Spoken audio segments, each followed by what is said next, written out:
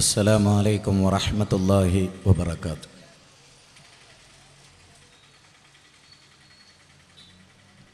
അൽഹംദുലില്ലാഹി റബ്ബിൽ ആലമീൻ. നഹ്മദുഹു വനസ്തഈനുഹു വനുഅ്മിനു ബിഹി വനതവക്കലു അലൈഹി വനഊദു ബില്ലാഹി മിൻ ശുറൂരി അൻഫുസിനാ വമിൻ സയ്യിആതി അഅമാലിനാ. من يهده الله فلا مضل له ومن يضلل فلا هادي له. أشهد أن لا إله إلا الله وحده لا شريك له وأشهد أن محمدا عبده ورسوله أرسله بالهدى ودين الحق ليظهره على الدين كله ولو كره المشركون. اللهم صل على محمد وعلى آل محمد كما صليت على إبراهيم وعلى آل إبراهيم إنك حميد مجيد. اللهم بارك على محمد وعلى آل محمد كما باركت على إبراهيم وعلى آل إبراهيم إنك حميد مجيد. أما بعد فإن خير الحديث كتاب الله وخير السنن سنن محمد صلى الله عليه وسلم وشر الأمور محدثاتها وكل محدثة بدعة وكل بدعة ضلالة وكل ضلالة في النار. اتقوا الله عباد الله أوصيكم وإياي أولا بتقوى الله. إن أريد إلا الإصلاح ما استطعت وما توفيقي إلا بالله عليه توكلت وإليه أنيب. رب اشرح لي صدري ويسر لي أمري واحلل عقدة من لساني يفقهوا قولي. أعوذ بالله من الشيطان الرجيم. بسم الله الرحمن الرحيم. تلك الدار الآخرة نجعلها للذين لا يريدون علوا في الأرض ولا فسادا والعاقبة للمتقين. വേദിയിൽ ഉപവിഷ്ടനായിട്ടുള്ള പണ്ഡിതനായ അബ്ദുള്ള സല്ലമി അവർകളെ, എൻ്റെ തൊട്ടുമുമ്പ് വിഷയം അവതരിപ്പിച്ച ബഹുമാന്യനായ ഷരീഫ് കരുവാരെക്കുണ്ട്,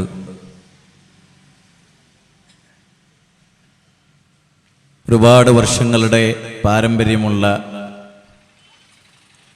നവോത്ഥാന ആദർശ പ്രസ്ഥാനത്തിന് സ്ഥാനമുള്ള ഈ പത്തപ്പിരിയത്ത്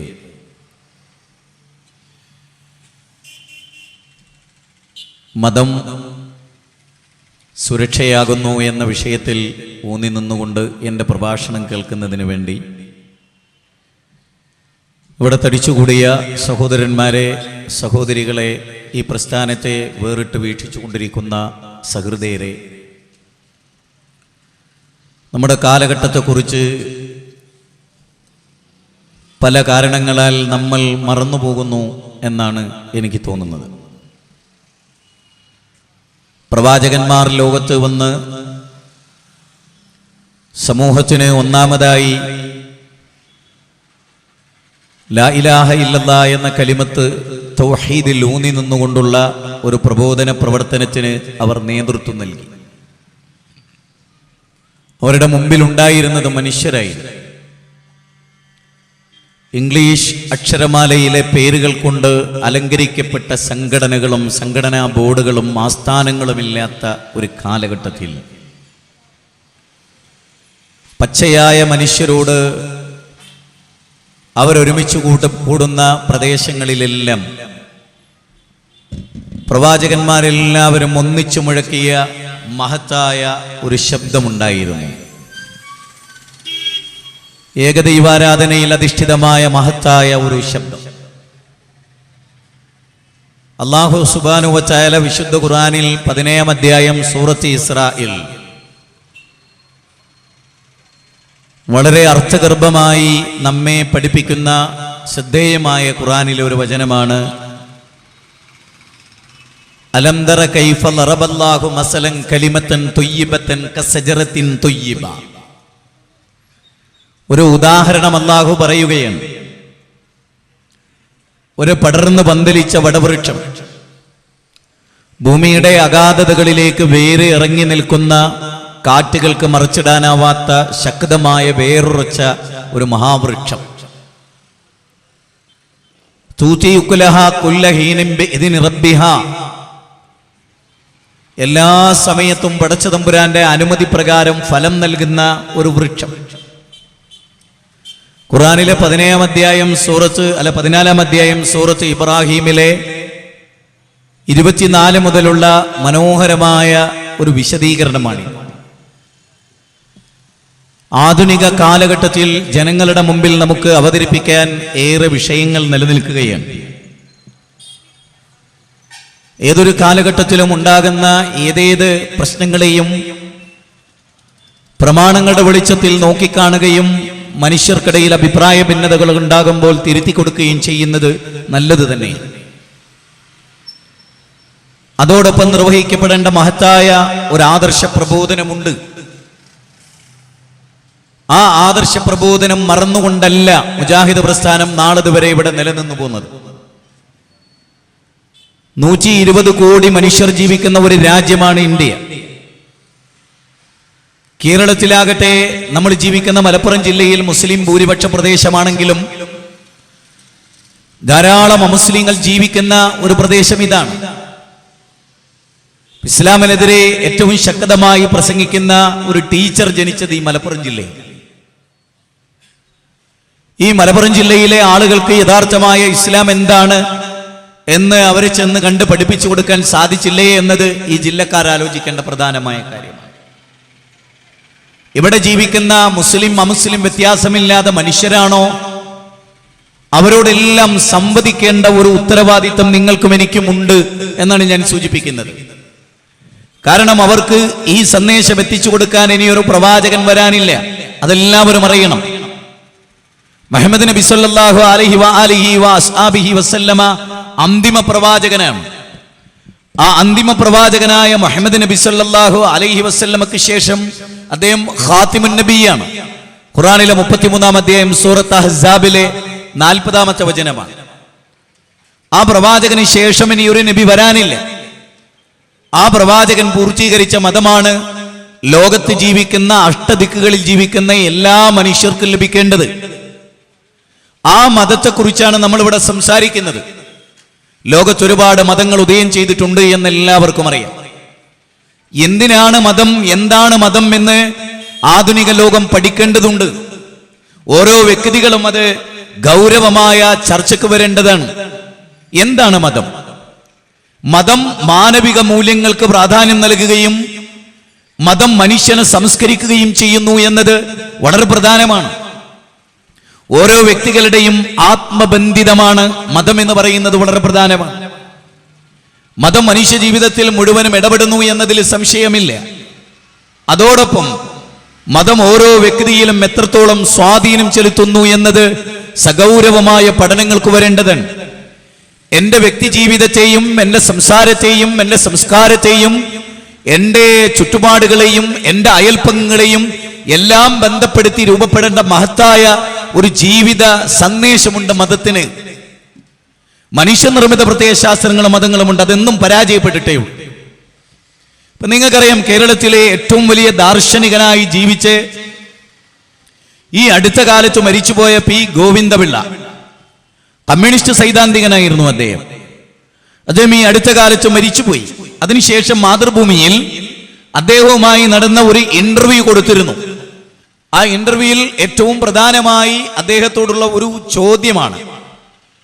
എന്താണ് ആ ചോദ്യം എന്ന് നിങ്ങൾക്കറിയാം. ആ ചോദ്യം ഇതാണ്: അങ്ങ് ഒരു മതവും പ്രത്യേകിച്ച് വിശ്വസിക്കുന്ന ഒരാളല്ല, പക്ഷെ ഒരു മതം സ്വീകരിക്കുകയാണെങ്കിൽ അങ്ങ് ഏതു മതമായിരിക്കും സ്വീകരിക്കുക? പി ഗോവിന്ദപിള്ള കമ്മ്യൂണിസ്റ്റ് സൈദ്ധാന്തികനാണ്. ലോകത്ത് നടക്കുന്ന പല ചലനങ്ങളും അപ്പപ്പോൾ ലോകത്തിന് മീഡിയ വഴി എത്തിച്ചു കൊടുത്തിട്ടുള്ള സൈദ്ധാന്തികനാണ് അദ്ദേഹം. വളരെ വലിയ ചിന്തകനും വളരെ കൂടുതൽ എഴുതിയും വായിച്ചും ലോകത്തിന് പല രൂപത്തിലുള്ള വിജ്ഞാനങ്ങൾ നൽകിയിട്ടുള്ള ഒരാളാണ് പി ഗോവിന്ദപിള്ള. മതനിഷേധിയായിരുന്നെങ്കിൽ പോലും. പക്ഷെ പി ഗോവിന്ദപിള്ളയോട് ഈ ചോദ്യം, അങ്ങൊരു മതം സ്വീകരിക്കുകയാണെങ്കിൽ ഏതായിരിക്കും ആ മതം എന്നത് വളരെ പ്രധാനമാണ്. പത്തുപിരത്തിന്റെ വിഷയം കേൾക്കുന്ന എല്ലാ മുസ്ലിങ്ങളോടുമാണ് ഞാൻ പറയുന്നത്. വളരെ ഗൗരവമായി ആലോചിക്കണം. അദ്ദേഹം പറഞ്ഞു, പല കാരണങ്ങളാൽ, അദ്ദേഹത്തിന്റെ വാക്കുകൾ അങ്ങനെയാണ്, പല കാരണങ്ങളാൽ ഞാനൊരു മതം സ്വീകരിക്കുമെങ്കിൽ അത് ഇസ്ലാം ആയിരിക്കും ഞാൻ സ്വീകരിക്കുക. പുണ്യഗ്രന്ഥം ഏതെന്ന് എന്നോടുള്ള ചോദ്യത്തിന് എനിക്ക് പറയാനുള്ളത്, ഏറ്റവും വലിയ പുണ്യഗ്രന്ഥം അത് വിശുദ്ധ ഖുർആനാണ് എന്നതാണ്. പല കാരണങ്ങളാൽ ഞാൻ സ്വീകരിക്കുക ഇസ്ലാം ആയിരിക്കും എന്ന് പറയുന്നത് ഒരു മുസ്ലിം അല്ല, മതനിഷേധിയായ മരണാനന്തര ജീവിതമില്ലെന്ന് വിശ്വസിക്കുന്ന, ഇസ്ലാമിനെതിരെ എന്നും എഴുതി പോന്നിട്ടുള്ള പി ഗോവിന്ദപിള്ള പറയാണ്, പല കാരണങ്ങളാൽ സ്വീകരിക്കാൻ പറ്റിയൊരു മതം ഇസ്ലാമാണ്. എന്താ കാരണം? സൂര്യനെ സൃഷ്ടിച്ച, ചന്ദ്രനെ സംവിധാനിച്ച, ലോകത്തെ നിയന്ത്രിക്കുന്ന പ്രപഞ്ചനാഥൻ അവൻ അവതരിപ്പിച്ചിട്ടുള്ളതാണ് ദീനുൽ ഇസ്ലാം. അത് ലോകത്തെല്ലാവർക്കും കിട്ടണം. നാം ഒക്കെ മനസ്സിലാക്കേണ്ടത്, നമ്മൾ അറിഞ്ഞ ഒരു കാര്യം, അലാ ഫല്ലുബല്ലിഗ് ഷാഹിദുൽ ഗായിബ എന്നത് ഒരു പെർട്ടിക്കുലർ പീരീഡിൽ മാത്രമുള്ള കാര്യമല്ല. അല്ല, അങ്ങനെ ആരും കരുതരുത്. ഞാൻ വിചാരിക്കും ലോകത്ത് രണ്ടാം ഭൂരിപക്ഷ പ്രദേശം ഇന്ത്യയാണ്. ലോക മുസ്ലിമീങ്ങൾ ജീവിക്കുന്നത് ഇന്തോനേഷ്യ കഴിഞ്ഞാൽ പിന്നെ ലോകത്ത് ഏറ്റവും കൂടുതൽ ആളുകൾ ജീവിക്കുന്ന രാജ്യം ഇന്ത്യയാണ്. എങ്ങനെ ഉണ്ടായി ഇത്? മുസ്ലിങ്ങളില്ലാത്ത ഒരു കാലഘട്ടം ഇവിടെ കഴിഞ്ഞു പോയിട്ടുണ്ട്. എല്ലാവരും അറിയണമത്. ഇവിടെ ഹാജറുള്ളവർ ഇത് ഹാജറില്ലാത്തവർക്ക് എത്തിച്ചു കൊടുക്കട്ടെ എന്ന പ്രവാചകന്റെ വചനം സല്ലല്ലാഹു അലൈഹി വഅലിഹി വഅസ്ഹാബിഹി വസല്ലമയുടെ തിരുമൊഴികൾ അത് നെഞ്ചകത്തേറ്റിയ സഹാബാ കിറാം. ദ പ്രീച്ചിങ് ഓഫ് ഇസ്ലാം എന്ന ഗ്രന്ഥം, മാത്യു അർണോൾഡിന്റെ പ്രീച്ചിങ് ഓഫ് ഇസ്ലാം എന്ന ഗ്രന്ഥം ഒന്ന് വായിക്കണം. എല്ലാവരും വായന മരിക്കുകയാണ്, വായന മരിച്ചുകൊണ്ടേയിരിക്കുന്നു. അറിവുകൾ ആധാനപ്രധാനങ്ങളായി തീരുന്നത് എവിടെ അസ്തമിച്ചുകൊണ്ടേയിരിക്കുകയാണ്. പല താല്പര്യങ്ങളുടെയും പിന്നാമ്പുറങ്ങളിലാണ് ആളുകൾ ജീവിച്ചുകൊണ്ടിരിക്കുന്നത്. സഗൗരവമായ ഒരു ബോധവും ചിന്തയും അതുപോലെ തന്നെ ചിന്താബന്ധുരമായ ഒരു മനസ്സുമൊന്നും ആധുനിക കാലഘട്ടത്തിലെ മനുഷ്യർക്ക് കുറഞ്ഞു വരികയാണ്. മതപഠനങ്ങൾ ഏറെ നടക്കുന്നുണ്ട്, ആധുനിക മീഡിയകൾ ഏറെ സജീവമാണ്.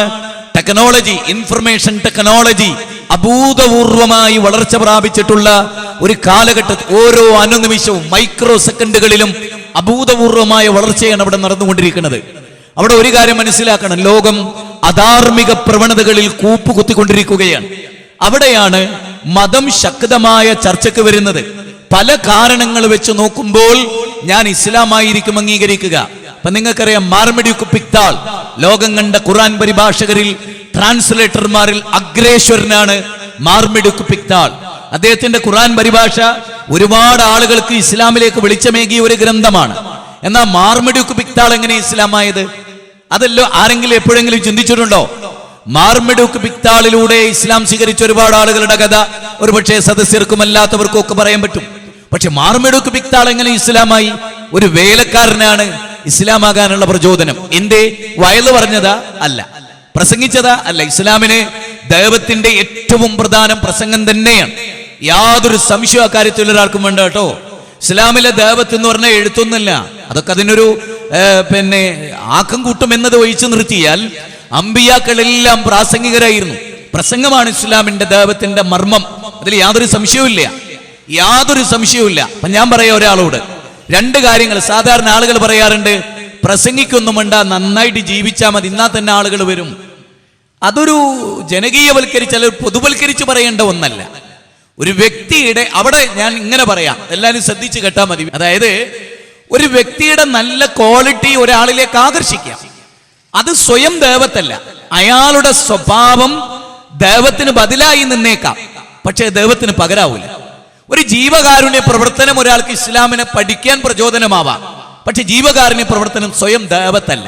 അത് എല്ലാവരും മനസ്സിലാക്കേണ്ട ഒരു പോയിന്റ്. രണ്ട് നിലക്കങ്ങൾ ചിന്തിച്ചോളൂ, രണ്ടിനും തെളിവ് ഞാൻ പറയാം. ഇപ്പൊ നബി സല്ലല്ലാഹു അലൈഹി വസല്ലമ പ്രവാചകനാകുന്നതിന് മുമ്പ് എന്തെങ്കിലും തെറ്റ് ചെയ്തിട്ടുണ്ടോ? വളരെ പ്രധാനമായ ഒരു പോയിന്റിലേക്കാണ് നിങ്ങളുടെ ശ്രദ്ധ ക്ഷണിക്കുന്നത്. എല്ലാവർക്കും ഒരേപോലെ ക്ലിക്ക് ചെയ്യുമെന്ന് എനിക്ക് ഉറപ്പുള്ള ഒരു പോയിന്റാ പറയും. അല്ലമീൻ എന്നാണ് നബി പ്രവാചകനാകുന്നതിന് മുമ്പ് എന്നെ പുകൾക്കൊണ്ടത്. ഒരു തുള്ളി മദ്യപിച്ചിരുന്നു ആ വിശ്വാചാര്യൻ? ഇല്ലല്ലോ. ഒരു പെണ്ണിന്റെ മുഖത്തേക്ക് കടക്കണ്ണിട്ട് ഒരിക്കൽ പോലും ആ പ്രവാചകൻ നോക്കിയിട്ടുണ്ടോ? അദ്ദേഹത്തിന്റെ മനസ്സിലൂടെ അങ്ങനെ ഒരു തിന്മ മിന്നി മറിഞ്ഞു പോയിട്ടുണ്ടോ പ്രവാചകത്വത്തിന് മുമ്പ്? ഇല്ല. പലിശക്ക് കൊടുക്കുകയെ വാങ്ങുകയും ചെയ്തിരുന്നോ? കച്ചവടത്തിന്റെ നേരും നെറിയും പ്രവാചകനെ ആരെങ്കിലും പഠിപ്പിച്ചിരുന്നോ? ഖദീജത്തുൽ കുബ്ര റളിയല്ലാഹു തആല അൻഹയുടെ കച്ചവടം ഏറ്റെടുക്കുന്ന സന്ദർഭത്തിൽ നബി സല്ലല്ലാഹു അലൈഹി വസല്ലമക്കാരാ കച്ചവടത്തിന്റെ നേരും നെറിയും പഠിപ്പിച്ചു കൊടുത്തത്? ആരുമില്ല. മാത്രമല്ല, അത്ഭുതകരമായ ഒന്നെന്താണെന്നറിയോ? ഓത്തുപള്ളിയിൽ പഠിച്ചില്ലെങ്കിലും ആ ബാലൻ ഓർത്തിടാതെ പോലും ഒറ്റ കള്ളമോദിയില്ല എന്നാണ്. പിതാവിന്റെ വിരൽ പിടിച്ച് നടക്കാൻ അതെന്താ ഉപ്പ, ഇതെന്താ ഉപ്പ എന്ന് ചോദിക്കാനൊരവസരം ആ പ്രവാചകന് കിട്ടിയിട്ടില്ല. ബാപ്പാന്റെ നെഞ്ചിന്റെ ചൂടേറ്റ് വളരാനോ ആ നെഞ്ച് കിടന്നുറങ്ങാനോ താരാട്ടുപാട്ട് കേൾക്കാനോ ഒരു പിതാവിന്റെ സാന്നിധ്യം ആ പ്രവാചകൻ ഉണ്ടായിരുന്നില്ല സല്ലല്ലാഹു അലൈഹി വസല്ലം. അദ്ദേഹം ഒരു പൂർണ്ണനായ അനാഥനായിരുന്നു, അല്ലേ? 6-ാമത്തെ വയസ്സിൽ ഉമ്മ മരിച്ചു. മരുഭൂമിയിലെ മണൽത്തിട്ടയിൽ അദ്ദേഹത്തിന്റെ കരച്ചിലിന്റെ പ്രതിധ്വനികൾ ഇന്നും ചരിത്ര വിദ്യാർത്ഥികളുടെ കർണപുടങ്ങളിൽ വന്നടിക്കുന്നുണ്ടാകാം. ആ പിഞ്ചു പൈതലിന്റെ 6 വയസ്സുകാരന്റെ കരച്ചിൽ. പിന്നെ 2 കൊല്ലം പിന്നിട്ടു. അപ്പോഴേക്കും പിതൃവ്യം മരിച്ചു പോവുകയാണ്. എല്ലാ പ്രധാനപ്പെട്ടവരും മരിച്ചു പിരിഞ്ഞ് 8 വയസ്സാകുമ്പോഴേക്ക് ടോട്ടൽ അനാഥത്വത്തിന്റെ മുഴുവൻ കയ്പുനീരുകളും കുടിച്ചുകൊണ്ടാണ് ആ പ്രവാചക തിരുമേനി ഇവിടെ വളരുന്നത്. ഞാൻ ചോദിക്കുന്നത് നിങ്ങളോടൊക്കെ ചോദിക്കുക, എല്ലാവരോടും ഞാൻ എന്നോട് ചോദിച്ചുകൊണ്ടേയിരിക്കുന്നു നിരന്തരമായി. നിങ്ങൾ ഓരോരുത്തരോടും ചോദിച്ചുകൊണ്ടിരിക്കുന്നു. നോക്ക്, 40 കൊല്ലം നബി ആരെങ്കിലും അനുകരിച്ചോ? നബി കള്ളു കുടിക്കാത്തത് കൊണ്ട് ഏതെങ്കിലും ഒരു മക്കയിൽ ഒരാൾ മുഹമ്മദ് നബി കള്ളു കുടിക്കണില്ല എന്ന് പറഞ്ഞിട്ട് ആരെങ്കിലും ഒരാൾ കള്ളുകുടി ഉപേക്ഷിച്ചോ? നബി സല്ലല്ലാഹു അലൈഹി വസല്ലം ബിംബാരാധന നടത്തുന്നില്ല എന്നതുകൊണ്ട് ആരെങ്കിലും നബിയെ അനുകരിച്ച് ബിംബാരാധനയിൽ മാറിയുന്നോ? അപ്പൊ ഒരു കാര്യം ഉറപ്പായി, ഒരു വ്യക്തി പരിപൂർണമായി തിന്മേന്ന് വിട്ടുന്നു എന്നുള്ളതുകൊണ്ട് നാട് നന്നാവൂല, ദേവത്താവൂല. നബി എപ്പ ദേവത്തിനിറങ്ങിയോ അപ്പൊ അവിടെ പ്രശ്നം ഉണ്ടായി, ആളും മാറി, നാടും മാറി. ഇത് വളരെ പ്രധാനമായ പോയിന്റാണ്. ആരെയും വിമർശിക്കാനോ ആരെങ്കിലും ഉള്ളിൽ വെച്ചുകൊണ്ടല്ല, തിരുത്തുകയാണ്, തിന്മകൾ തിരുത്തുകയാണ്. വന്ന വഴികളിൽ എവിടെയെങ്കിലും തകരാറ് പറ്റിയിട്ടുണ്ടെങ്കിൽ അതൊരു തിരിച്ചറിവിൽ നിന്ന് തിരുത്തുകയാണ് ഞാൻ. എല്ലാവരെയും സ്വയം തിരുത്തിക്കൊണ്ടും തിരുത്തണമെന്ന് ആവശ്യപ്പെട്ടുകൊണ്ടും. മാത്രമല്ല അല്ലാഹു പറഞ്ഞത്, ഇന്നല്ലാഹ ലാ യുഗയ്യിറു മാ ബിഖൗമിൻ ഹത്താ യുഗയ്യിറു മാ ബിഅൻഫുസിഹിം. ഒരു ജനത സ്വയം മാറ്റത്തിന് തയ്യാറാകാത്ത കാലത്തോളം അല്ലാഹ് ജനതയെ മാറ്റി. ഇന്ത്യയുടെ പാർലമെന്റിൽ ഈ ഖുർആന്റെ വചനുണ്ട്, അറിയോ മാപ്പിളാരെ? അബ്ദുറഹ്മാനും അബ്ദുൽ ഖാദറും അബ്ദുൽ ജബ്ബാറും ഒക്കെ പേരിട്ട്, അബ്ദുൽ അസീസും അബ്ദുൽ നാസറും മുജാഹിദും അബ്ദുൽ ഖാദർ ഒക്കെ ഇട്ട് നമ്മളിവിടെ ജീവിക്കണു. ഇന്ത്യയുടെ പാർലമെന്റിൽ എഴുതി വെച്ച വചനമാണിത്, ഇന്നല്ലാഹ ലാ യുഗയ്യിറു മാ ബിഖൗമിൻ ഹത്താ യുഗയ്യിറു മാ ബിഅൻഫുസിഹിം.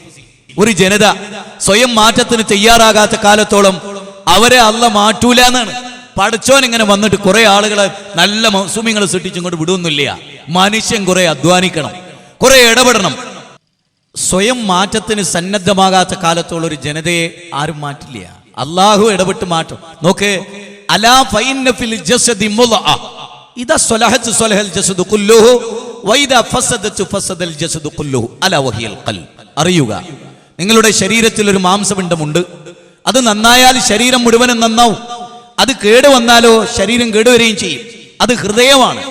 ആ ഹൃദയത്തിന്റെ ശുദ്ധിയാണ് മതം ഏറ്റവും പ്രധാനമായി കാണുന്നത്. മതം മനുഷ്യരെ ജീവിതത്തിൽ അടിമുതൽ മുടി വരെ പരിവർത്തിപ്പിക്കുന്നു എന്നുള്ളതാണ്. അപ്പൊ ഇവിടെ ജനങ്ങളോട് നമുക്ക് ജനങ്ങളെ മൊത്തം കാണാൻ യാ അയ്യുഹന്നാസ് എന്ന് 21 തവണ ഖുർആൻ വിളിച്ചിരിക്കുന്നു. വിശുദ്ധ ഖുർആനിലെ 2-ാം അധ്യായം 21-ാമത്തെ വചനം, വിശുദ്ധ ഖുർആനിലെ 2-ാം അധ്യായം 168-ാമത്തെ വചനം, വിശുദ്ധ ഖുർആനിലെ 2-ാം അധ്യായം 213-ാമത്തെ വചനം, വിശുദ്ധ ഖുർആനിലെ 4-ാം അധ്യായം 1-ാമത്തെ വചനം, വിശുദ്ധ ഖുർആനിലെ 82-ാം അധ്യായം 6-ാമത്തെ വചനം, വിശുദ്ധ ഖുർആനിലെ 84-ാം അധ്യായം 5, 6, 7 വചനങ്ങൾ, വിശുദ്ധ ഖുർആനിലെ 85-ാം അധ്യായം 5, 6, 7 വചനങ്ങൾ. മനുഷ്യരെ എന്ന് വിളിച്ചിരിക്കുന്നു ഖുർആൻ. എല്ലാവരെയും, പാശ്ചാത്യരെയും പൗരസ്ഥരെയും അറബികളെയും അനറബികളെയും എല്ലാം വിളിച്ചിരിക്കുന്നു. ആ മനുഷ്യരെ കണ്ടുകൊണ്ട് അവരെ പരിഗണിച്ചുകൊണ്ടുള്ള ഒരു ദഅവത്ത്, അതാണ് മുജാഹിദ് പ്രസ്ഥാനത്തെ ഇതര സംഘടനകളിൽ നിന്ന് വ്യതിരിക്തമാക്കി നിലനിർത്തിയ അടിസ്ഥാനപരമായ ഘടകം. മറന്നു പോകരുത്. വൽ അസ്രി ഇന്നൽ ഇൻസാന ലഫീ ഖുസ്ർ ഇല്ലല്ലദീന ആമനു വഅമിലുസ് സ്വാലിഹാത്തി വതവാസൗ ബിൽ ഹഖി വതവാസൗ ബിസ് സബ്ർ. കാലം തന്നെയാണ് സത്യം. കാലത്തെ സത്യം ചെയ്തുകൊണ്ട് പടച്ചോൻ പറയാണ്, കാലമാരാ ഇന്നമാന ദഹ്റുൻ ലാ തസുബ്ബു ദഹ്ർ ഇന്നമാന ദഹ്റുൻ. കാലം അത് ഞാനാണ് എന്നല്ല പറയാൻ. ആ അല്ലാഹു പറയാണ് കാലം തന്നെയാണ് സത്യം. ഇന്നൽ ഇൻസാന ലഫീ ഖുസ്ർ. ഇന്നൽ ഇൻസാന, മനുഷ്യരൊക്കെ തീരാ നഷ്ടത്തിലാണ്. ഈ പച്ചപുരിയത്ത് വ്യത്യസ്ത മതസംഘടനകളിൽ പ്രവർത്തിക്കുന്നവരുണ്ടാവും. ഒരേ സംഘടനയിൽ നിന്ന് തന്നെ വ്യത്യസ്തമായി മാറി നിൽക്കുന്നവരുണ്ടാവും. ഒരാവശ്യമില്ലാതെ എന്നുറച്ചു വിശ്വസിക്കുന്ന ഒരാളാണ് ഞാൻ. ഈ തവണ ഒരാവശ്യമില്ലാതെ അത് വല്ലാത്തൊരു സങ്കടം തന്നെയാണ്. എല്ലാം അള്ളാഹുവിന്റെ പരീക്ഷണമാണെന്ന് കൃത്യമായി അറിയാവുന്നതുകൊണ്ട് വിലപിക്കുന്നില്ല. അവനാൻ ചെയ്യേണ്ടത് ചെയ്യുക. അപ്പൊ അള്ളാഹു അവനാന് പ്രതിഫലം നൽകും. ആരും ആരെ കബറിലും ഉണ്ടാവില്ല എന്ന കൃത്യമായ ഒരു ബോധ്യം. അലൈക്കും അൻഫുസക്കും ലാ യദുറുക്കും മൻ ലല്ല ഇദഹ്തദൈതും ഇലല്ലാഹി മർജൂക്കും ജമീഅ ഫഉനബ്ബിയുക്കും ബിമാ കുൻതും തഅമലൂൻ. ഖുർആനിലെ 5-ാം അധ്യായം 105-ാമത്തെ വചനം. യാ അയ്യുഹല്ലദീന ആമനു അലൈക്കും അൻഫുസക്കും, ഏയ് സത്യവിശ്വാസികളെ, നിങ്ങൾ നിങ്ങളുടെ നഫ്സിനെ കാത്തോളി. നിങ്ങളെ കാര്യം മറന്നിട്ട് എല്ലാം അങ്ങോട്ട് ചൂണ്ടിക്കോളി. എല്ലാവരും എല്ലാരെ കൊള്ളിയും അവനാനെ കുറിച്ച് ചിന്തിക്കരുത്. പടയോട്ടം നടത്തി അവസാനം ചക്രച്ചാതം വലിക്കുമാണ് അവനാനെ കുറിച്ച് ഓർമ്മ വരിക. ഫർള് കൃത്യമായിട്ട് നിസ്കരിക്കാത്ത്, നോമ്പനുഷ്ഠിക്കാത്ത്, അവനാന്റെ ജീവിതത്തിൽ സൂക്ഷിക്കാത്ത്, സാമ്പത്തിക രംഗം കൺട്രോൾ ചെയ്യാത്ത്, അവന്റെ ജീവിതത്തിന്റെ ഓരോ മേഖലകളിലും ദീന് പാലിക്കാത്തത്.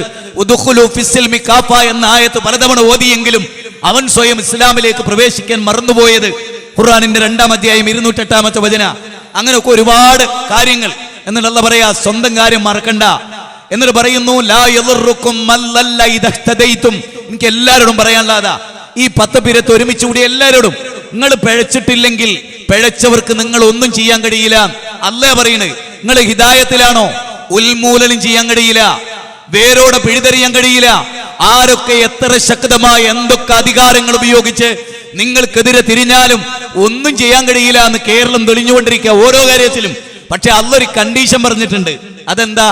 ആ കണ്ടീഷന് ഞാൻ ഉണ്ടാവണം. നീ സത്യത്തിലാണോ എങ്കിൽ വഴിവെച്ചവർക്ക് നിന്നെ ഒന്നും ചെയ്യാൻ കഴിയില്ല. നിങ്ങളൊരു സംഘം സത്യത്തിലാണോ നിങ്ങൾ ഒന്നും ചെയ്യാൻ കഴിയില്ല. ഇലല്ലാഹി മർജൂക്കും ജമീഅ, നിങ്ങളൊക്കെ എൻ്റെ അടുത്തേക്ക് മടങ്ങി വരും. അന്ന് നിങ്ങൾ ഓരോരുത്തരും പ്രവർത്തിച്ചതിനെ കുറിച്ച് എന്റെ കണക്ക് അതൊരു കണക്കായിരിക്കും. അതിങ്ങനെ എഴുതിക്കൂട്ടി താല്പര്യത്തിനൊത്ത് ഉണ്ടാക്കിയ രൂപരേഖയോ നടപടിക്രമങ്ങളോ ഒന്നും ആയിരിക്കില്ല. വലാ യുളിമു റബ്ബുക അഹദാ, നിന്റെ നാഥൻ ഒരാളോടും അനീതി കാണിക്കില്ല. വനുഖ്രിജു ലഹു യൗമൽ ഖിയാമത്തി കിതാബൻ യൽഖാഹു മൻശൂറാ ഇഖ്റഅ കിതാബക കഫാ ബിനഫ്സികൽ യൗമ അലൈക ഹസീബാ. 17-ാം അധ്യായം 13-14 വചനങ്ങളാണ്. വായിക്കണം, അതൊക്കെ വായിക്കണം. നന്നാവാൻ സ്വയം ഇഖ്റ, വായിക്കുമോനെ, ദാ നിന്റെ കിതാബ് എന്ന അല്ല മനുഷ്യന്റെ കയ്യിൽ തരും. ഓരോരുത്തരുടെ കിതാബുകൾ ഇങ്ങനെ തുറക്കപ്പെട്ടിട്ട് ഒരു മഷിയും അതിൽ മാഞ്ഞു പോവില്ല. ഇല്ലാത്ത ഒരു രേഖ അതിലുണ്ടാവില്ല. വെറുതെ ഉള്ള ഒരു നടപടിക്രമം അവിടെ ഉണ്ടാവില്ല. തെറ്റുകൾ ഇങ്ങനെ കൂമ്പാരമാക്കി വെച്ച് ഇല്ലാത്ത കളവുകൾ കൂട്ടി എഴുതി ആളുകളെ ബോധിപ്പിക്കുന്നതൊന്നും അവിടെ നടക്കില്ല. ആർക്കും ലാ യതകല്ലമൂന ഇല്ലാ മൻ അദല്ലഹു റഹ്മാൻ വഖാല സവാബാ. മിണ്ടാൻ കഴിയില്ല. അവിടെ പരമകാരുണ്യകൻ അനുമതി നൽകിയവർക്കല്ലാതെ ഒരാൾക്കും അവിടെ മിണ്ടാൻ കഴിയില്ല. അതുകൊണ്ട് അങ്ങനെ ഒരു ലോകം വരാനുണ്ട് എന്ന ബോധ്യം നന്നായിട്ടുണ്ടായിക്കോട്ടെ എല്ലാവർക്കും. എല്ലാരോടും പറയും, എല്ലാരോടും സ്വന്തം നഫ്സിനെ 1000 തവണ ഓർമ്മപ്പെടുത്തിക്കൊണ്ട് 1001ാമത്തെ തവണ നിങ്ങളോട്. അല്ലാതെ എന്റെ നഫ്സിനെ മറന്ന് ഞാൻ നിങ്ങളോട് സംസാരിക്കണില്ല, സംസാരിച്ചിട്ടുള്ളൊരു കാലത്ത്. ഞാൻ പറയുന്നത് ഇവിടെ വലിയൊരു ദൗത്യം, മതം, അത് മാനവ സമൂഹത്തിന് ടോട്ടലി രക്ഷ നൽകുന്നു എന്നുള്ളതാണ്. ഏത് മതം? മനുഷ്യനിർമ്മിത മതമല്ല, മനുഷ്യന്റെ ചിന്തകളല്ല. പഞ്ചേന്ദ്രിയ പരിമിതിയുള്ള മനുഷ്യർ എന്ത് അവതരിപ്പിച്ചാലും അതിനൊരു ന്യൂനത ഉണ്ടാവും. അതുകൊണ്ടാണ് കമ്മ്യൂണിസം പരാജയപ്പെട്ടു പോയത്. അതുകൊണ്ടാണ് ഓരോ ഇസങ്ങളും ഓരോ കാലഘട്ടത്തിൽ പരാജയപ്പെട്ടു പോയത്. മനുഷ്യനിർമ്മിതമായ മതങ്ങൾക്കൊന്നും പിടിച്ചു നിൽക്കാനാവാത്തത് അതുകൊണ്ടാണ്. ആളുകളുടെ മുമ്പിൽ പബ്ലിക്കിൽ മതം പറയാൻ കഴിയാത്തത് അതുകൊണ്ടാണ്. ലോകത്തെ പ്രബല മതങ്ങളൊക്കെ നിങ്ങൾ എടുത്തോ, ഇന്ത്യയിലെ പ്രബല മതങ്ങൾ നിങ്ങൾ എടുത്തോ, നമ്മൾ റോട്ടിൽ മതം പറയുന്ന പോലെ ക്രിസ്ത്യാനികൾ മതം പറയുന്നുണ്ടോ റോട്ടില്? ഇല്ല. എന്തേ പറയാത്തത്? ആർജവമില്ലാത്തത് കൊണ്ടാണ്. ആ മതത്തിന്റെ ദർശനം എല്ലാറ്റിനെയും അതിജയിക്കുന്ന ദർശനമാണ് എന്നവർക്ക് ബോധ്യപ്പെട്ടിട്ടില്ല. അതുകൊണ്ടാ. നേരെ മറിച്ച് നമ്മളെ സംബന്ധിച്ചിടത്തല്ല, മഞ്ചേരിയിൽ നിന്ന് നിലമ്പൂരിലേക്ക് സഞ്ചരിച്ച എത്ര മുസ്ലിങ്ങളുടെ പരിപാടി ഉണ്ടാവും? നേരെ മറിച്ച് എത്ര സ്വാമിമാർ ഹിന്ദു മതം പറയുന്നുണ്ടാവും റോട്ടില്? ഒരാളുണ്ടാവില്ല. വല്ല ക്ഷേത്രത്തിലോ വല്ല ഓഡിറ്റോറിയത്തിലോ ഒക്കെ ഉണ്ടാവുക എന്നല്ലാതെ, സ്പെഷ്യൽ പ്രോഗ്രാം അല്ലാതെ റോട്ടിൽ ഹിന്ദു മതം ദേവതീർത്താൻ ഒരു സംഭവം ഉണ്ടോ? കാരണം അവർക്കറിയാൻ പറയാൻ കഴിയില്ല അത്. നേരെ മറിച്ച് നമ്മുടേതല്ല, പടച്ചോൻ അവതരിപ്പിച്ച മത, ഭാസ്കരന്റെയും സുരേന്ദ്രന്റെയും ദേവദാസിന്റെയും മതം, ഈ ലോകത്തിലെ സകല ജീവജാലങ്ങളുടെയും മതം. സൂര്യൻ ഏതൊരു മതം സ്വീകരിച്ചുവോ, ചന്ദ്രൻ ഏതൊരു മതം സ്വീകരിച്ചുവോ, ഈ പ്രപഞ്ചത്തിലെ ഏകകോശ ജീവിയായ ഹമീബ മുതൽ ബഹുകോശ ജീവിയായ നീലത്തിമിംഗലം വരെ ഏത് മതമാണോ സ്വീകരിച്ചത്, ഏതൊരു നാഥനെയാണോ അനുസരിച്ചത്, ആ നാഥൻ അവതരിപ്പിച്ച ദിവ്യപ്രോക്തമായ ഒരു മതം, ഒരിക്കലും കാലഹരണപ്പെടാത്ത പടച്ചോന്റെ മതം, ആരും തേച്ചുമിനുക്കി വലിച്ചുകൂട്ടി ഏച്ചുകൂട്ടി ശരിപ്പെടുത്തേണ്ടതാത്ത ഒരു മതം. ആ മതം ഇവിടെ ഉണ്ട്. ആ മതം ഏത് കാലഘട്ടത്തിലുണ്ട്. ആളുകൾക്ക് മാറിപ്പോകാം, ആളുകൾക്ക് വഴിവിട്ട് സഞ്ചരിക്കാം, ആളുകൾക്ക് അവരുടെ മതത്തിൽ നിന്ന് മാറിപ്പോകാം.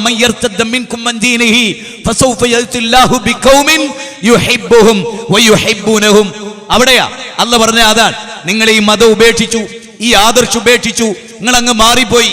എന്നാലോ നിങ്ങൾ അങ്ങനെ മാറി നിന്നാൽ അല്ലാഹു വേറൊരു ടീമിനെ കൊണ്ടുവരും. അവരൊരിക്കലും നിങ്ങളെ പോലെ ആവില്ല. അവർ ആക്ഷേപകന്മാരുടെ ആക്ഷേപത്തെ അവർ ഭയപ്പെടില്ല.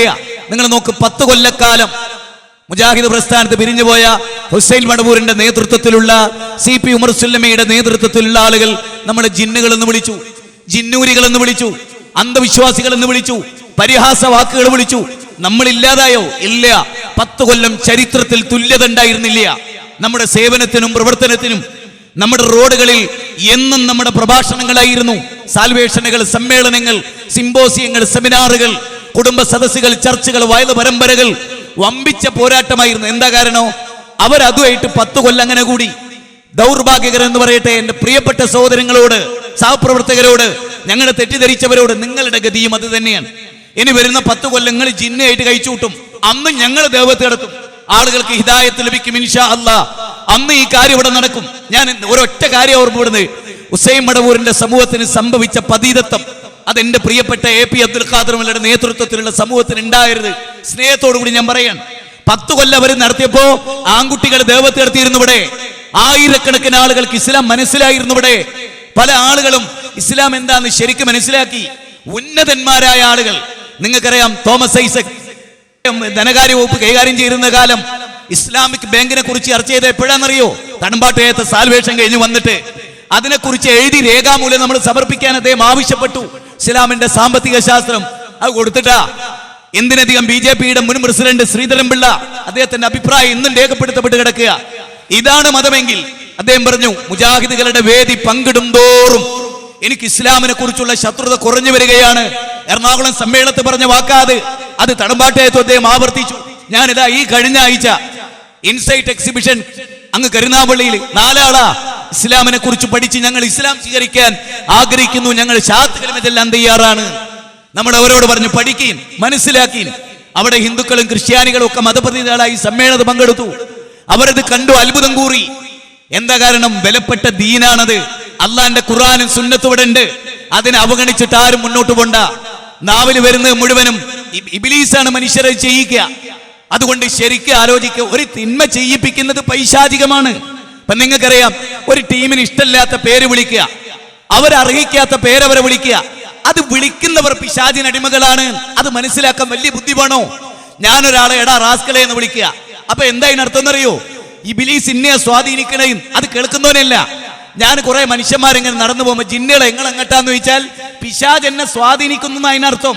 അവരെ ചീത്ത വിളിക്കാൻ എന്നെ പിശാജ് പ്രേരിപ്പിക്കുന്നു. അപ്പൊ എന്നിലാണ് പൈശാചികത ഉള്ളതെന്നാണ് അതിനർത്ഥം.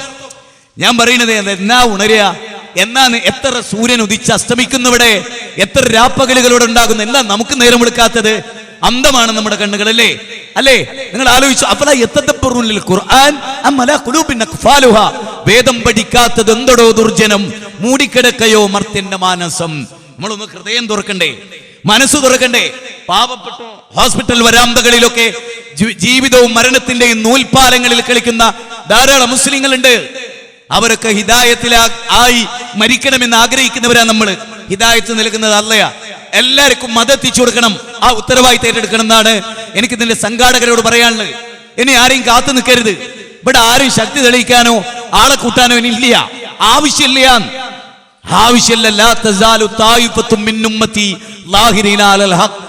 തെളിയിക്കാൻ ഒരുപാട് നമ്മൾ തെളിയിച്ചു കഴിഞ്ഞു. കടപ്പുറം സാക്ഷ്യം വഹിച്ചു, ആളു അർത്ഥം എന്ത് എന്നുള്ളത്. അതൊന്നല്ല ഇവിടെ ആവശ്യം. ആളുണ്ടായാലും ഇല്ലെങ്കിലും, നാളെ 4 ആൾ കൂടിയാലില്ലെങ്കിലും പടച്ചോ നമ്മൾ ഏൽപ്പിച്ചൊരു ഉത്തരവാദിത്തല്ലേ. അതാ ഞാൻ നേരത്തെ ഓതി കേൾപ്പിച്ച 103-ാമത്തെ അധ്യായം.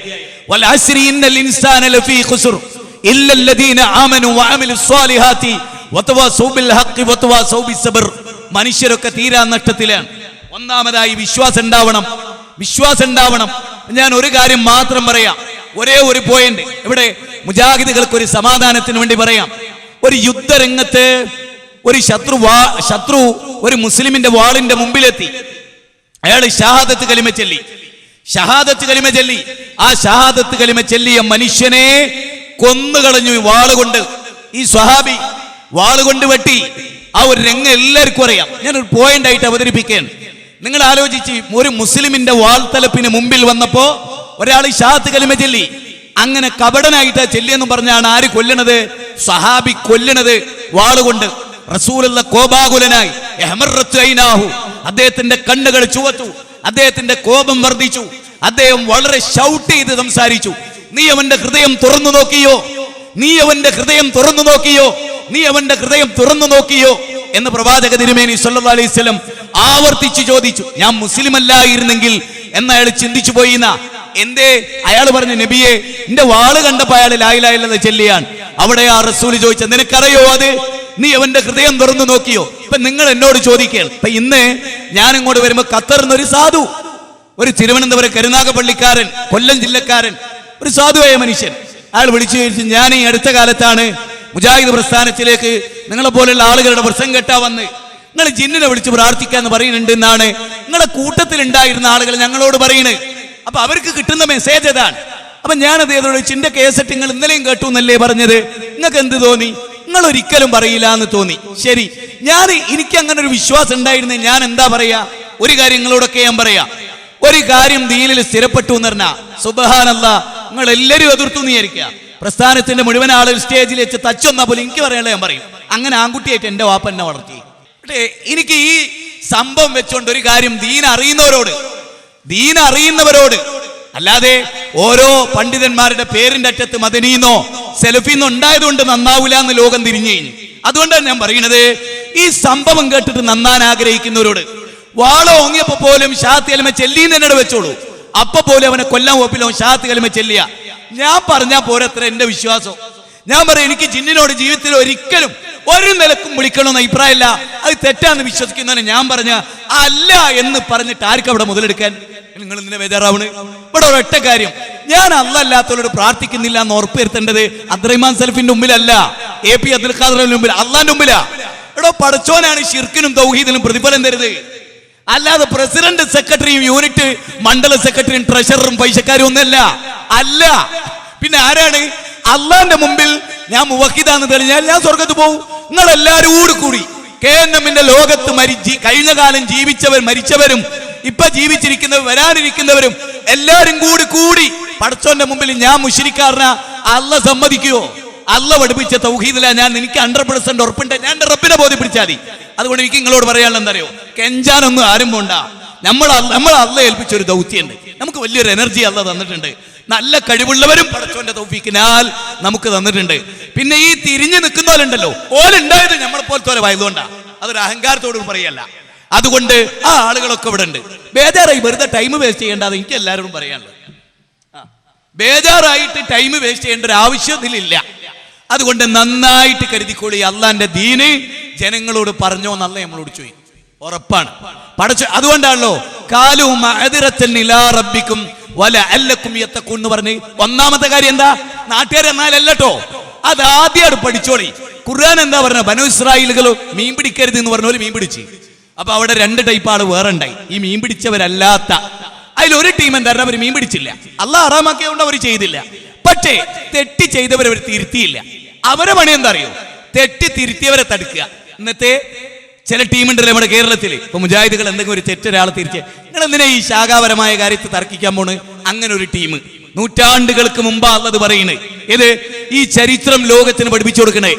എന്നിട്ട് അല്ലാഹു സുബ്ഹാനഹു വ തആല ആ കാര്യം വിശദീകരിച്ച സൂറത്ത് അറാഫിലെ അല്ലാഹു പറയാണ്, ആ വിഭാഗം ആളുകളുണ്ട്, അതായത് കടലിൽ നിന്ന് മീൻ പിടിച്ചവരോട് നിങ്ങൾ ഇത് ചെയ്യുന്ന ഹറാമാണ്, ചെയ്യല്ലേ, തെറ്റാണ് എന്നൊക്കെ പറഞ്ഞു കൊടുത്ത ആ ആളുകളോട് ഇവര് ചോദിക്കാണെന്ത്? എന്തിനാ നിങ്ങൾ അവരെ ഉപദേശിക്കണേ?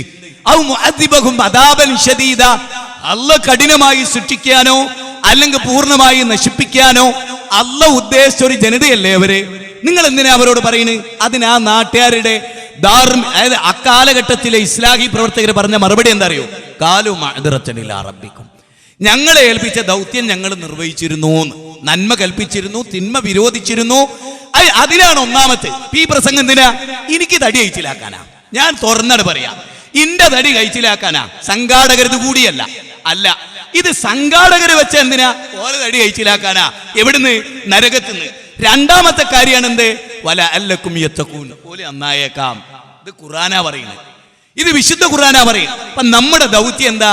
ഇത് പറയാ, ഈ അറിഞ്ഞ യാഥാർത്ഥ്യം പറയാ, പറയുന്ന അനുസരിച്ച് പരമാവധി ജീവിക്കാൻ ശ്രമിക്കുക. ഉള്ളും പുറവും നന്നാവുക, രഹസ്യവും പരസ്യവും നന്നാവുക.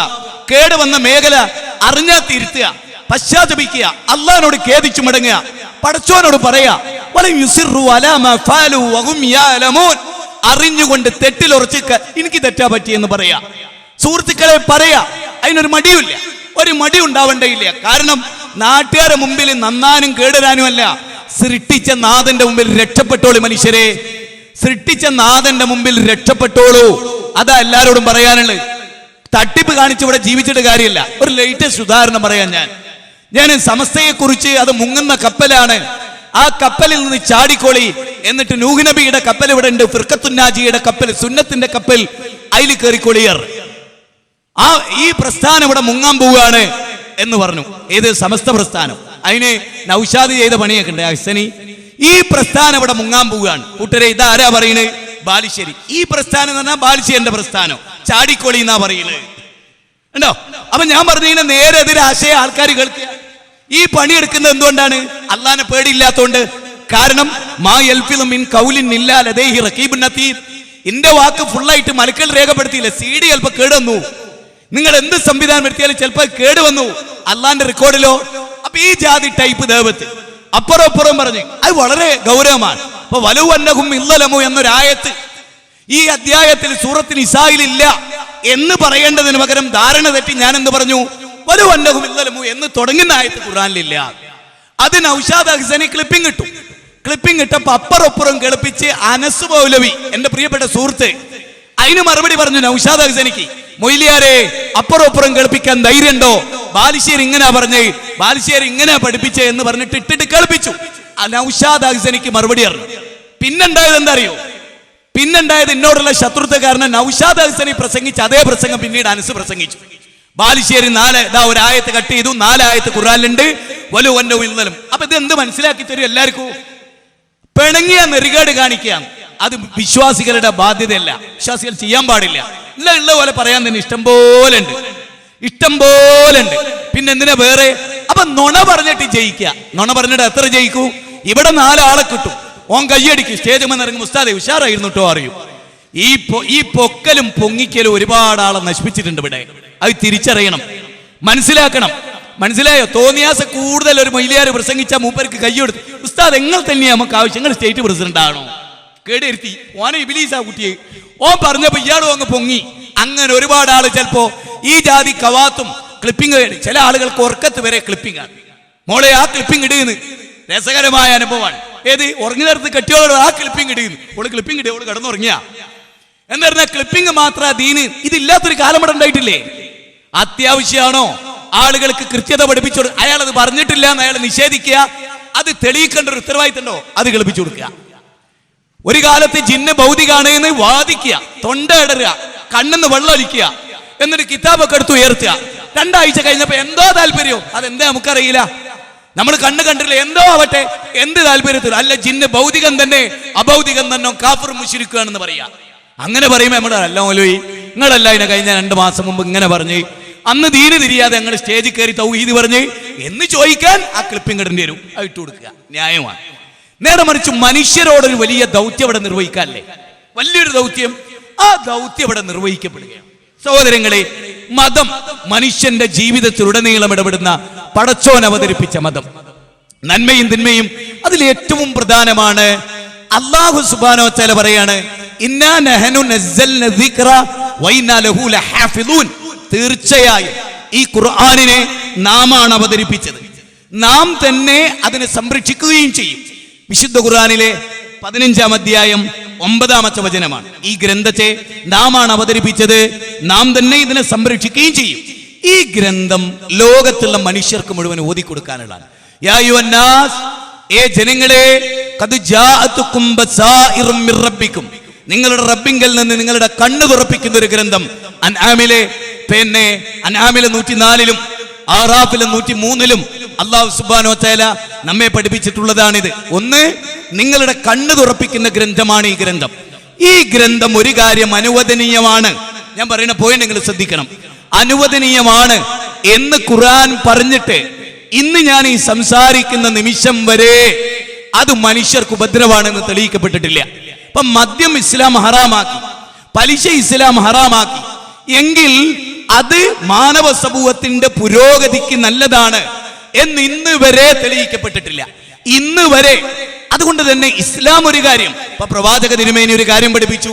മനുഷ്യരെ, നിങ്ങൾ ഇന്നത് കഴിക്കരുത്, ഇന്ന് ഭക്ഷണം കഴിക്കരുത്, ഇന്ന് പാനീയം കുടിക്കരുത്, ഇന്ന് ഏർപ്പാടുകൾ ഉണ്ടാവരുത്, കച്ചവടത്തിൽ ഇങ്ങനെ ചെയ്യരുത് എന്നൊക്കെ പറഞ്ഞാൽ അത് ലോകത്തെന്നും നിലനിന്നു. കാരണം മനുഷ്യനെ അറിയാവുന്ന സൃഷ്ടാവാണ് ആ മതം അവതരിപ്പിച്ചത് എന്നുള്ളതാണ്.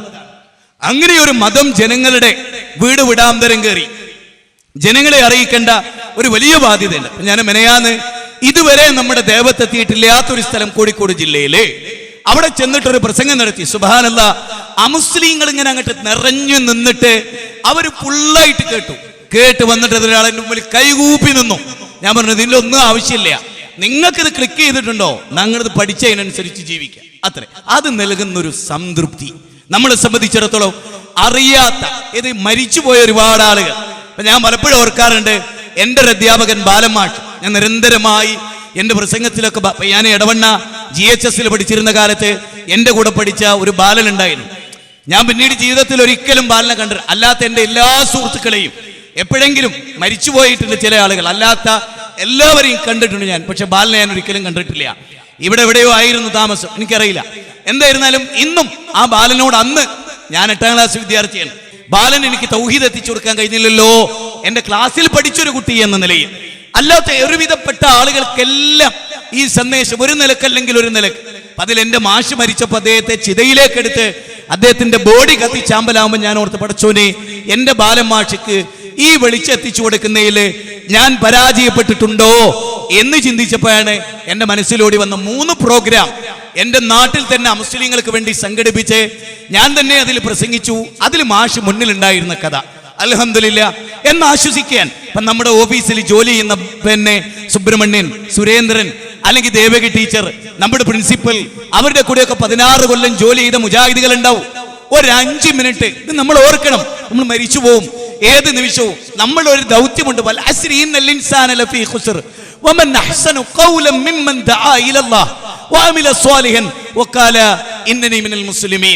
പോലീസ് ഡിപ്പാർട്ട്മെന്റിലൊക്കെ എനിക്കറിയാം, തിരുവനന്തപുരത്തൊക്കെ ഞാൻ പ്രവർത്തിക്കുന്ന കാലത്ത് പോലീസുകാർ ഞങ്ങളോട് പറയാറുണ്ടായിരുന്നു, നിങ്ങളുടെ പ്രസംഗം ഈ സമൂഹത്തിന് മുതൽക്കൂട്ടാണ്, നിങ്ങൾ മുജാഹിദുകൾ നിലനിൽക്കണം.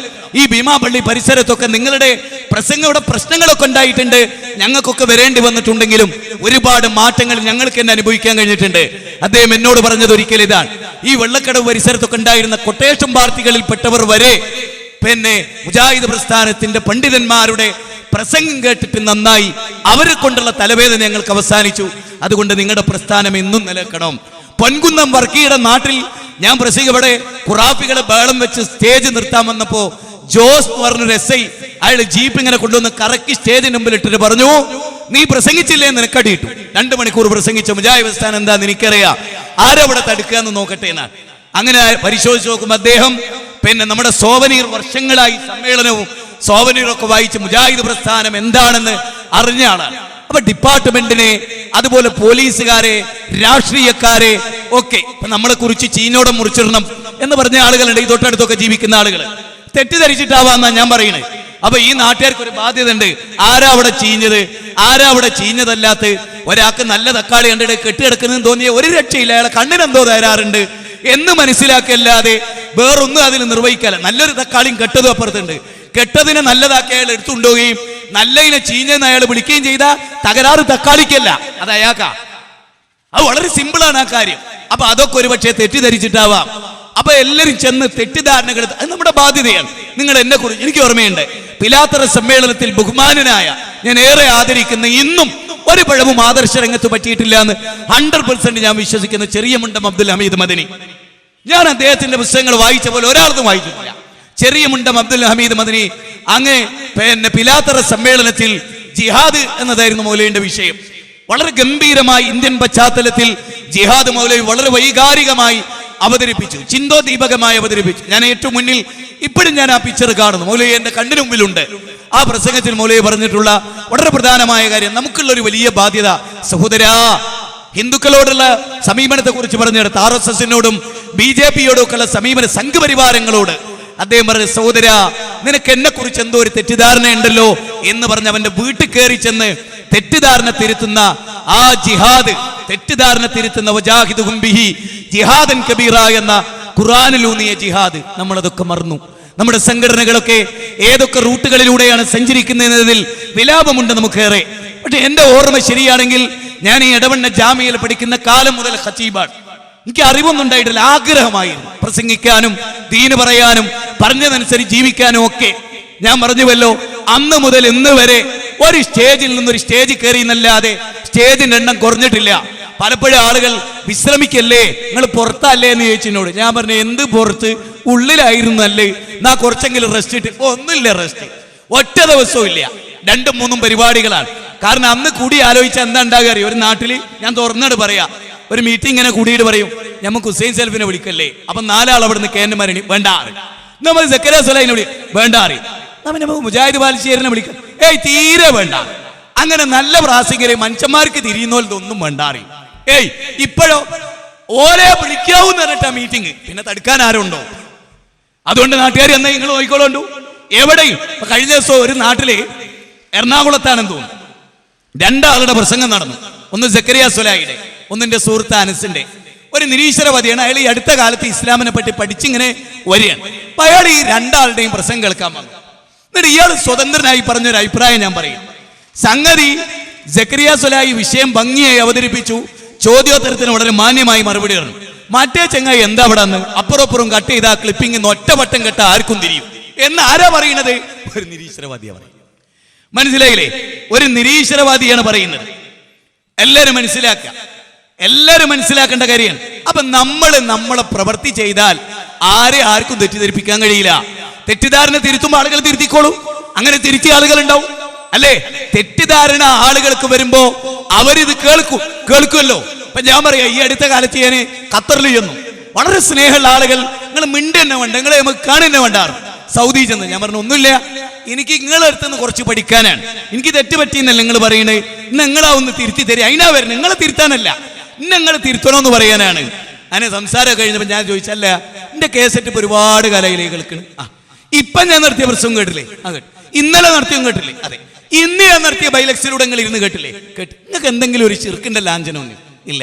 അപ്പൊ പിന്നെ ആർക്ക് വേണ്ടി ഞങ്ങൾ വിശ്വസിക്കേണ്ടത്? ഇത് ആർക്ക് വേണ്ടി വിശ്വസിക്കണത് എന്ന് പറഞ്ഞ പോലേക്ക് തിരുത്തി ഒരു മനസ്സിലായി. അതെന്നെ ആയിരിക്കും പല ആളുകൾക്കും ഉണ്ടാവുക. നമ്മളെ കുറിച്ച് ചീഞ്ഞോടെ മുറിച്ചിടണമെന്ന് പറഞ്ഞ ആളുകൾ തിരുത്തിയതായിട്ടാണ് എന്റെ അറിവ്. തിരുത്തിയിട്ടുണ്ടാവാം. തിരുത്തിയ ആർക്കും തിരുത്താം. വലം യുസിറു അലാ മാ ഫഅലു വഹും യഅലമൂൻ. ഒരു വിശ്വാസി അറിഞ്ഞുകൊണ്ട് തെറ്റിലെക്കൂലാന്ന ഓൻ തിരുത്തുന്നവനാണ്. അപ്പൊ വിശ്വാസിയുടെ 1-ാം നമ്പർ ക്വാളിറ്റി അവിടെ പ്രകടിപ്പിക്കും. അൽഹംദുലില്ലാ, അതിന്റെ മാതൃക. അതാ മാതൃക. ഒരു പണ്ഡിതനല്ലാത്ത ഒരാൾക്ക് തിരുത്താൻ കഴിഞ്ഞെങ്കിൽ ഒരു മാതൃകയാണ്, അനുകരിക്കേണ്ടതാണ്. ആരായാലും ഇവിടെ ആർക്കും വലുതല്ല. അള്ളാന്റെ മുമ്പിൽ എല്ലാവരും അടിമയല്ലേ കൂട്ടരെ? അള്ളാന്റെ മുമ്പിൽ എല്ലാവരും അടിമയല്ലേ? ഞമ്മക്കല്ലേ ഇവിടെ മന്ത്രിയും അതുപോലെ തന്നെ ജഡ്ജിയും പ്രധാനമന്ത്രിയും മുഖ്യമന്ത്രിയും ഒക്കെ അള്ളാന്റെ മുമ്പിൽ അള്ളാന്റെ വായു ശ്വസിച്ച അടിമ. മെഹ്റാജിന്റെ രാത്രിയിൽ അങ്ങ് അള്ളാന്റെ ആകാശത്തിൽ അള്ളാന്റെ അർശ് വരെ എത്തുന്നിടത്ത് അല്ലേ 7 ആകാശവും കടന്ന് എന്ന മുഹമ്മദ് നബിയെ കുറിച്ച് അള്ളാഹ് പറഞ്ഞ എന്താ? സുബ്ഹാനല്ലദീ അസ്റാ ബി അബ്ദിഹി. എന്റെ അടിമയാട്ടോ കേട്ടോ, എന്റെ അടിമയാണ്.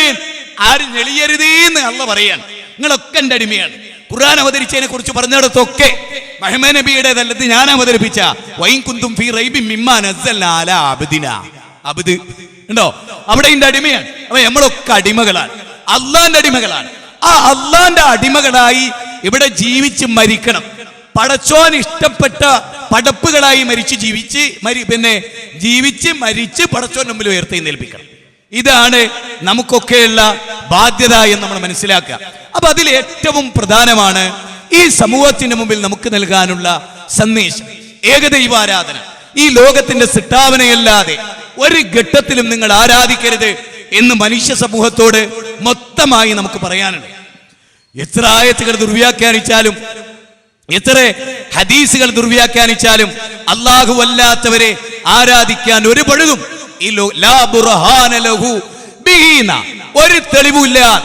അല്ലല്ലാത്തവരോട് വിളിച്ചു പ്രാർത്ഥിക്കാൻ തെളിവില്ല എന്നല്ല പറയാൻ. ഞാൻ അത്ഭുതത്തോടു കൂടി പറയാ ഒരു പോയിന്റ്. ഖുർആനിലെ 23-ാം അധ്യായം 117-ാമത്തെ വചനത്തിൽ അല്ല പറയാണെന്ത്? മഅല്ലാഹി ഇലാഹൻ ആഖറ ലാ ബുർഹാന ലഹു ബിഹി. അല്ലാഹ്ക്ക് പുറമെയുള്ളവരെ വിളിച്ചു പ്രാർത്ഥിക്കാൻ നിങ്ങൾക്കൊരു തെളിവും ഈ ഖുർആനിൽ ഇല്ല എന്നല്ല പറയുന്നത്. എന്നിട്ടൊരു മൊയ്ലിയാർ ആ ഖുർആൻ ആയത്തോതിയാലോ ഓൻ ഖുർആനിന്റെ നിഷേധിയാണ് എന്നാണ് അതിന്റെ തെളിവ്. അല്ല എന്താ പറഞ്ഞത്? ഖുർആനിൽ അല്ലല്ലാത്തവരോട് വിളിച്ചു പ്രാർത്ഥിക്കാൻ നിങ്ങൾക്ക് തെളിവില്ല. അപ്പൊ ഖുർആനിൽ തെളിവുണ്ടെന്ന് ഒരു മൊയ്ലിയാർ പറഞ്ഞാലോ, ഹദീസ് തെളിവുണ്ടെന്ന് ഒരു മൊയ്ലിയാർ പറഞ്ഞാലോ അത് അല്ല പറഞ്ഞതിനെതിരാ. അപ്പൊ പിന്നെ ഓൻ ആയത്തോതണ്ട. മുസ്ലിയാരോട് ആദ്യ ആയത്തോതി കൊടുക്കുക. ഏതായത്ത്? മഅല്ലാഹി ഇലാഹൻ ആഖറ ലാ ബുർഹാന ലഹു ബിഹി. അല്ലാഹ്ക്ക് പുറമെ മറ്റൊരാളെ വിളിച്ചു പ്രാർത്ഥിക്കാൻ ലാ ബുർഹാന ലഹു ബിഹി, അവർക്കൊരു തെളിവുമില്ല.